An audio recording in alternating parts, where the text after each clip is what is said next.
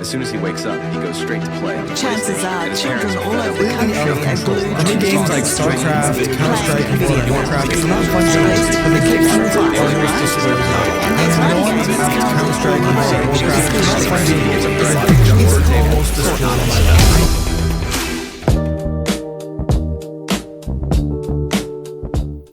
Hey, I'm Trisong Youngzum, and you're watching BTN High.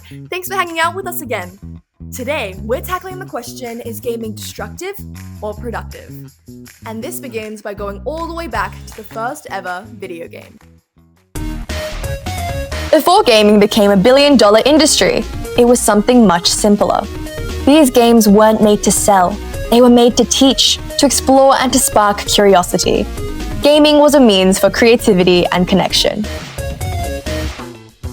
Fast forward to today, and gaming has become a prominent and widely discussed aspect of contemporary youth culture. From Fortnite battle royales to Minecraft builds and Roblox roleplays, 3.22 billion individuals worldwide now include gaming in their daily routines, and that number is only going up. But with popularity comes controversy. News organizations warn of addiction, isolation, and wasted potential.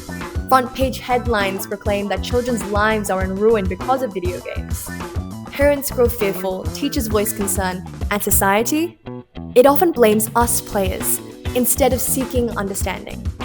But what if the true risk isn't in how much we play, but rather in who profits when we do?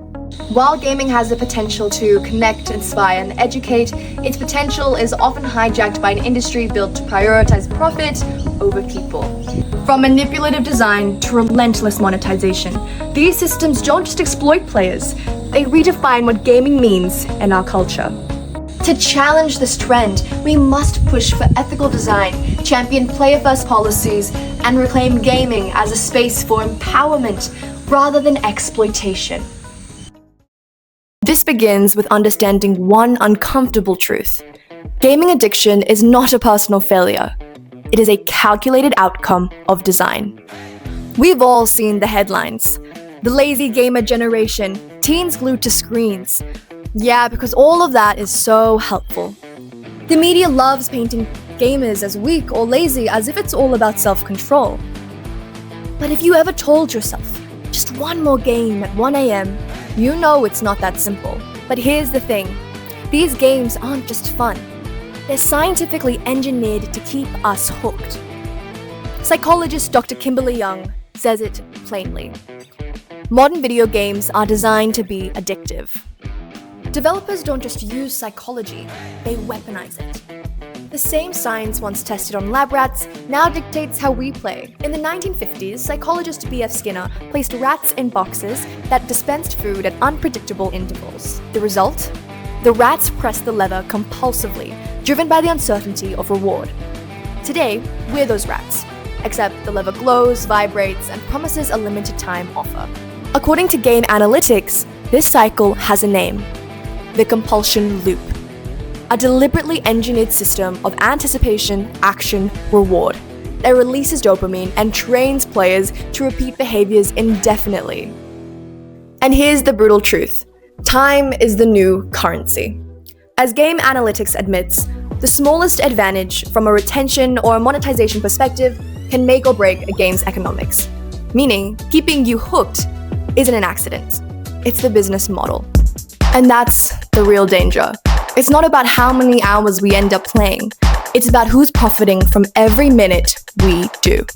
At the heart of all this manipulation, good old corporate consumerism pulling the strings behind the scenes. Make no mistake, the most destructive part of gaming isn't the games themselves, it's the business model running them. Like social media, gaming companies aren't just selling entertainment, they're selling attention. And in today's world, attention is the most profitable currency there is. These companies design games that don't end when we stop playing. They live rent-free in our minds. Notifications, daily rewards, limited time offers, all to make sure we keep coming back. It's not engagement, it's entrapment disguised as fun, making sure we keep consuming and the cash keeps flowing.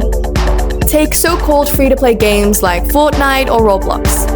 They look harmless, even generous. Anyone can join. But behind that free label sits a billion-dollar machine built on microtransactions. Tiny purchases designed to hit where it hurts. Your dopamine, your pride, your fear of missing out.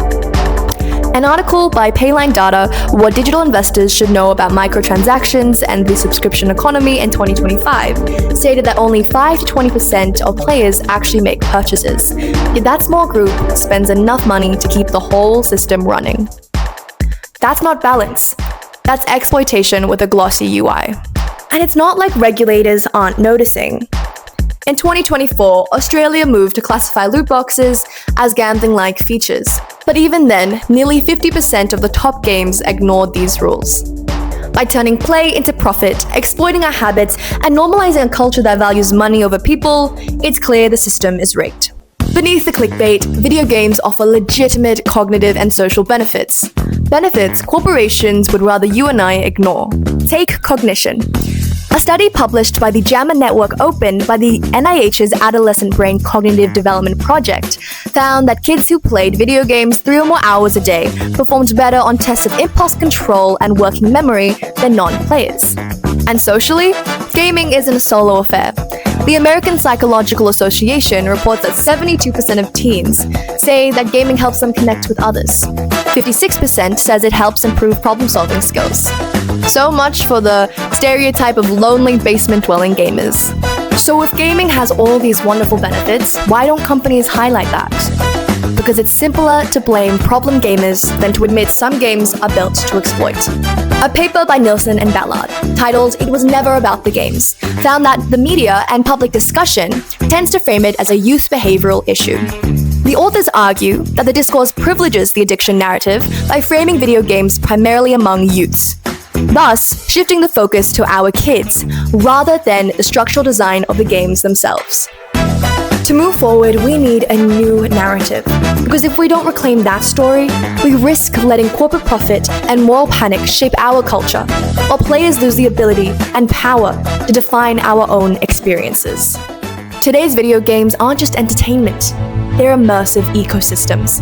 And while they hold incredible promise for creativity, education, and community, that promise is often buried beneath systems engineered to capture attention, manipulate emotion, and monetize every moment. So, is gaming good or bad? That, my friend, is the wrong question. Gaming isn't inherently good or bad. It's what we do with it and who gets to decide how it's built. So what's next? Do we keep playing inside systems designed to exploit us? Or do we hit pause and rewrite the code?